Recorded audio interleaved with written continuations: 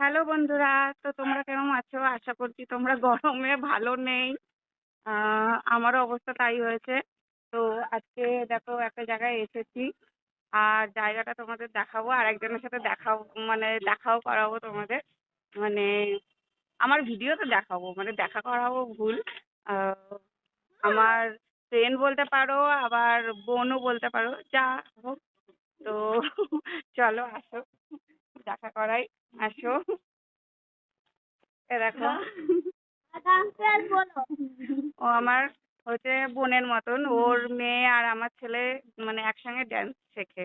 তো আমরা আজকে এসেছি আমাদের বর্ধমানে হচ্ছে রবীন্দ্র ভবনে ড্যান্স ক্লাসে। আমরা অবশ্য ড্যান্স করি না, এটা ভেবো না, এই বয়সে আবার ড্যান্স করবো, আমাদের ছেলেমেয়েরা ড্যান্স করে। তো এই দেখো, আমি তোমাদের এখানের ভিউটা একটুখানি দেখাই। খুব সুন্দর, দেখো পেছনে কি সুন্দর একটা পুকুর রয়েছে, দেখতে পাচ্ছ? কুকুর, না এটা কুকুর নয় বাবা, কুকুর। কুকুর ওটাকে বলে। ওই দেখো, আর এই দেখো কি সুন্দর, এইদিকে একটা মাঠ আছে, এইদিকের মাঠটা হচ্ছে সব বাচ্চারা খেলছে। আবার এইদিকে দেখো আর একটা মাঠ রয়েছে, এইখানেও হচ্ছে অনেকে খেলে। আর এই যে এই বিল্ডিংটা দেখতে পাচ্ছ, এটা হচ্ছে রবীন্দ্র ভবন বর্ধমানের।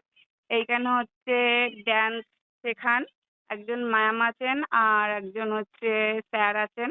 তো আমাদের বাচ্চারা হচ্ছে স্যারের কাছেই শেখেন।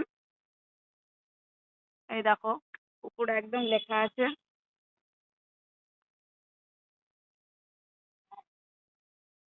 আর দেখো মাঠের মধ্যে অনেক বড় বড় কি সুন্দর গাছ, অনেক গাছ রয়েছে। এই দেখো, আর অনেকে গাছের তলায় বসেও রয়েছে, আর ওদেরকে খেলছে ওরা।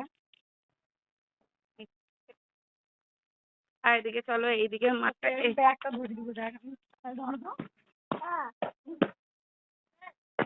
বাবা, আমি আবার কোন জঙ্গলের মধ্যে গেছি, আমাকে পিঁপড়ে ধরেছে জানো তো। আর এদিকে দেখো, এদিকে এই মাঠটাও অনেক বড়। এইখানে আবার একটা স্কুলও রয়েছে। ও, এটা হচ্ছে একটা স্কুলের মাঠ। আচ্ছা, এটা হচ্ছে রামকৃষ্ণ সারদা পীঠ উচ্চ বিদ্যালয়। আচ্ছা আচ্ছা, রামকৃষ্ণ সারদা পীঠ উচ্চ বিদ্যালয়, এই স্কুলের মাঠ হচ্ছে এইটা। আর দেখো ওই পাশে দেখো একটা পুকুরের মতন রয়েছে ওই পাশটায়। আমিও এখানে ফার্স্ট টাইম আসলাম, মানে এই দিকটা আসি না। আর এই দেখো একটা সবেদা গাছ হয়ে রয়েছে, সবেদাও প্রচুর প্রচুর হয়েছে, সবেদা গাছ, সবেদা হয়ে রয়েছে সবেদা গাছে। আমি আবার একটু উল্টো পাল্টা বলে ফেলছি। আর এই দেখো আম গাছ, একটাও আম নেই, একটাও আম নেই। আর আমার বড় ছেলে এই যে এইখানে, আর বড় ছেলে ড্যান্স শেখে না, ছোট ছেলে, ওর খুব ড্যান্সের প্রতি আগ্রহ রয়েছে। আর আমার বড় ছেলে হচ্ছে শুধু কি প্ল্যানেট, হ্যাঁ হ্যাঁ, ওর হচ্ছে প্ল্যানেটের ব্যাপারে হ্যাঁ হ্যাঁ, ও কি খতরনাক জিনিস কি বললো জানি না, বুঝতে পারলাম না। ও ও কি ব্ল্যাক হোল? আচ্ছা আচ্ছা আচ্ছা, ও ব্ল্যাক হোল কি ব্যাস ও বলে, আমি জানি না, অত কানও দিই না। তো যাই হোক না কেন, ওর আবার প্ল্যানেটের ব্যাপারে জানার খুব ইচ্ছা, মানে আর্থের বাইরে কি কি আছে এইগুলো ওর খুব জানার ইচ্ছা। আর হচ্ছে কি কি ভালো লাগে তোর? আর্ট।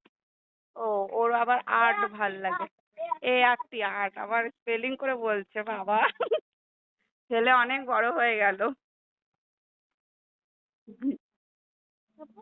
ও ও আমার সাথে সাধারণত আসে না।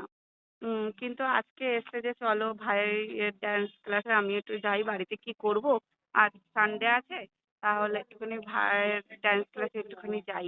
আমি বললাম, চল তাহলে। তো বেশ বাইরে একটুখানি হাওয়াও দিচ্ছে, আর ভেতরে কি বলতো, ভেতরটা অনেক গরম বলে তাই আমরা বাইরে একটু রয়েছি, নাহলে আমাদের আরো বান্ধবীগুলো ভেতরে রয়েছে। ওরা বললো যে আমরা এখানে বসছি, তো ওরা যা। আমি বলছি ঠিক আছে তাহলে আমরাই যাই। তো এখন ভেতরের দিকে যাচ্ছি, কারণ হচ্ছে ওরা আবার একটুখানি, বাচ্চাগুলো আবার একটু ছোট, ছোট ছোট তো, তো ওরা আবার টয়লেটে যায়, তাই ওর জন্য আমাদের বাইরের ওখানটা বসে থাকতে হয় জানো তো।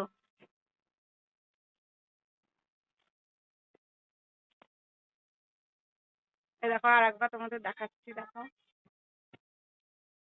বেশ ভালোই লাগছে।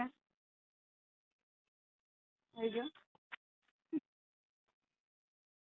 ভালো লাগছে বাবা, ভালো লাগছে? ভালো লাগছে তো? আর তো বোরিং লাগছে না তো? ওরা এখানে আগেও এসেছিল ও, কিন্তু আমার বড় ছেলের হচ্ছে বলে কি ধর আমার ভালো লাগে না একদম, ওখানে একদম বোরিং বোরিং লাগে, চুপ করে শুধু বসে থাকতে হয়। কিন্তু বসে না থাকবো তো কি করব, এখন লাফালাফি করব? ওই জন্য বলে যে তোমরা যাও আমি বাড়িতেই থাকবো। আমি বলছি ঠিক আছে, কিন্তু আজকে ওকে নিয়ে এসেছি। বলে চলো তাহলে একটুখানি যাই, ওই জন্য নিয়ে এসেছি। তো এই জায়গাটা তোমাদের কিরকম লাগলো আমাকে কমেন্টে অবশ্যই জানাবে। তো আজকের মতন টাটা, বাই বাই।